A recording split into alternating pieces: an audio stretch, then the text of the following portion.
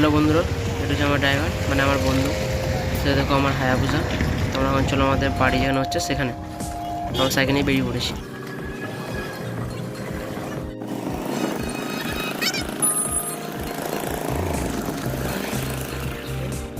তো বন্ধুরা, আমরা পৌঁছে গেছি আমাদের জায়গায়।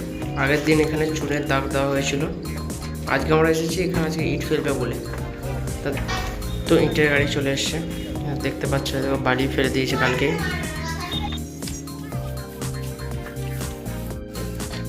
দেখো ইট নামতেও শুরু হয়ে গেছে। আর এইদিকে আমার বন্ধুরা দেখো কী করছে। গেমার মানুষগুলো কী বলবো আর, খেলছে দেখায় কেন খেলছে।